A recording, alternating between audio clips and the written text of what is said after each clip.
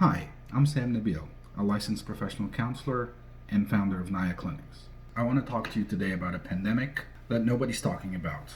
If there's one thing that I want you to take out of this video, it is this. The anxiety that people are experiencing, that we're seeing in our clinics about the pandemic that is going on, is equally as serious as the pandemic itself. Recently, we launched an anxiety counseling online service so that people who are worried about the pandemic can find help. Consistently, we're seeing a very common theme between the clients who come speak to us about their anxiety. Many of our clients are reporting that they feel symptoms that lead them to believe that they may be sick with the virus that is going on, when in fact, what they are experiencing are symptoms of an anxiety attack. There are two symptoms that are causing people to panic if they experience them right now. One of these is having a fever or a feeling of high temperature, and the big one is a feeling of shortness of breath. So to be perfectly clear, if somebody is experiencing an anxiety attack, they would feel a tightness in their chest, they would feel a feeling of choking, they would feel like it's more difficult to breathe. That most likely means that you're experiencing an anxiety attack. Now, just to be clear, I'm a licensed professional therapist. I'm not a medical doctor. What I am saying is there is an overlapping in the symptoms between an anxiety attack and what you might consider to be you having contracted the virus that is going on. And we want to help you differentiate between these two things in this video. If you're feeling scared, then there's a heart palpitation or like sweating or a feeling of choking or a tightness in your chest, that does not necessarily mean you're experiencing the symptoms of the virus that is going on. It could very well be that you're having an anxiety attack.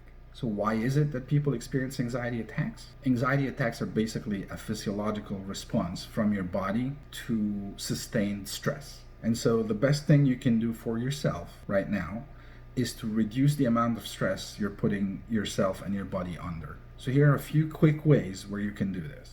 The first one, and I implore you to do this, get the hell off of social media and stop watching the news 24/7. Everybody seems to be trying to keep track with this pandemic thing 24/7 by staying glued to their Facebook or wherever the hell you get information online, or watching TV all the time. This is not helping you. I want to be crystal clear about this. All the information you need about this pandemic, you already have. There is absolutely nothing, I repeat, nothing in the news right now that you could consume, whether on TV or on social media, that is going to be helpful to you. What you need to know, you already know. Any new information you're going out and trying to acquire by staying on social media or on TV is doing only one thing, and that is feeding your anxiety. The second thing that I cannot recommend highly enough is pretty please stop effing trying to control things that you have no control over. You cannot control when airports are going to reopen. You cannot control when the government is going to invite you to go back to work from the office. You cannot control what the president or the federal government is going to do in terms of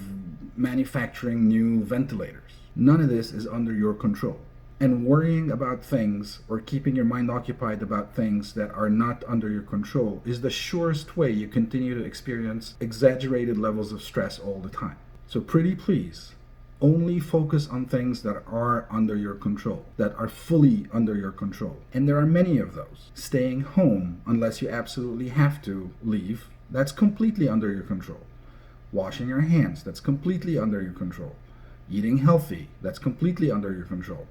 Going to sleep at a reasonable time and waking up at a reasonable time, eating well. All of these things are under your direct control and things that you would be doing yourself a favor by focusing on. The third and final thing that I want to stress, I want you to please understand this.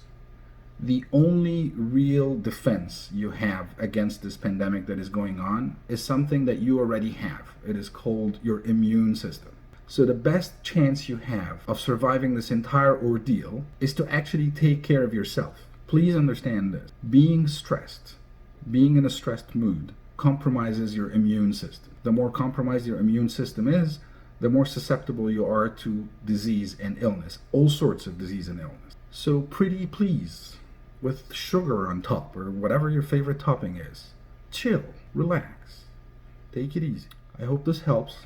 If you found this video helpful, please give it a like. Apparently, if you like the video, YouTube likes it as well and lets more people watch it. So if you feel like this is helpful or could help some other people, be so kind and give it a like. And if you'd like, subscribe to our channel as well.